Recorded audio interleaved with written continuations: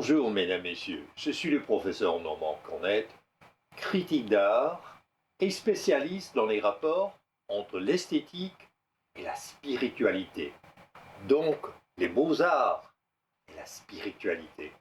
J'ai le privilège aussi d'être commissaire de l'exposition Repousser les frontières au musée d'art et d'histoire de Dodswell au Québec, et on va présenter les œuvres de l'artiste peintre Hélène Goulet.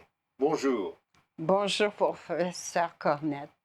Alors, cette œuvre, Terre inédite 29, qui date de 2014, elle vous apporte encore beaucoup de joie.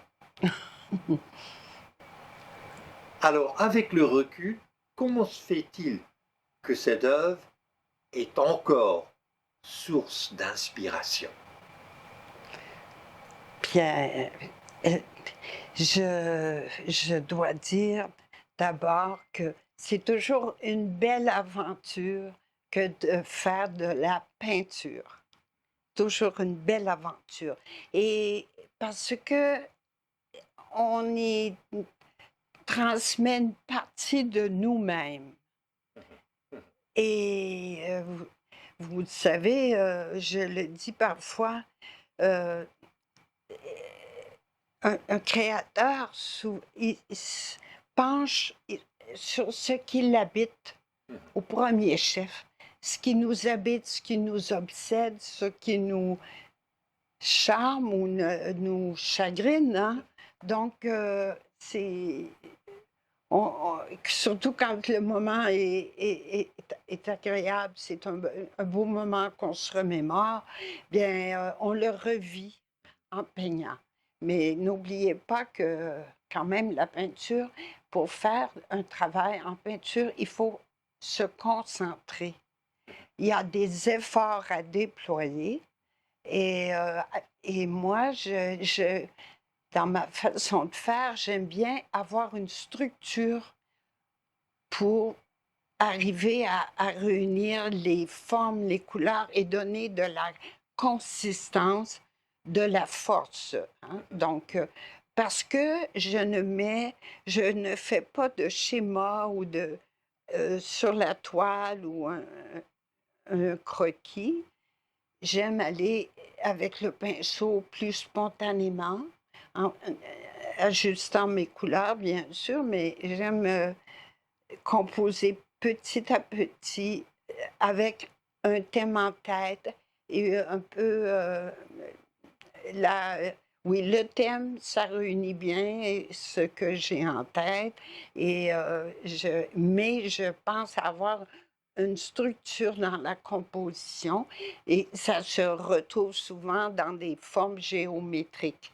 Mais je trouve que ça donne de la consistance et cette peinture, peut-être qu'elle est un peu plus rebelle, puis elle est plus libre, et on voit moins un carré ou une forme géométrique ou une bande allongée. Donc, peut-être que ça s'est fait avec une certaine spontanéité. Mais c'était bien sûr ce dialogue, comme vous dites si bien, avec la nature, parce qu'elle me fait plaisir à regarder, elle me contente et j'aime la présenter sous un autre aspect et faire des jeux, quoi. Donc le titre Terre inédite, il y a donc un rapport foncier avec le paysage, avec le territoire, pour ne pas dire terroir, mais terre. C'est que pour vous, votre art est ancré dans la terre. Terre inédite. Ancré, enraciné aussi, parce que j'ai toujours été fascinée par la nature, l'extérieur. Même, je suis née à Québec et j'habitais rue Saint-Jean, toute petite, là, pas derrière les portes, parce que c'est une ville fortifiée, Québec, hein, les portes Saint-Jean, mais plutôt vers l'ouest, sur la rue Saint-Jean. Et j'allais me balader toute jeune, 5 ans. Ma mère a dit ne va pas loin, Hélène, ne va pas. Non, juste un coin de rue. Puis j'aimais voir les gens, j'aimais voir les bâtiments. Puis j'étais heureuse dehors. Et je glissais aussi dans les rues où tout enfant aime s'amuser en glissant, tout ça. Mais moi, ma saison préférée, c'était l'hiver, parce qu'on peut se rouler dans la neige, on peut glisser. Puis, il y avait une complicité avec la nature à cause de son panache, à cause de ses couleurs qui changent, et les rivières, les ruisseaux, c'est fluide, ça fait des motifs, des dessins. Alors, je suis à l'aise de me référer à cet univers, mais sachant que je le présente autrement, les paysages, si on veut, ou les compositions, je les présente autrement, avec des rebondissements grâce à des contrastes de couleurs et de formes, pour que ça donne, ça vienne nous chercher comme un battement de tambour, si vous voulez, par moment. Alors, vous disiez, Hélène Goulet, tout enfant aime s'amuser. On a l'impression, chez vous, artiste peintre, que faire de l'art,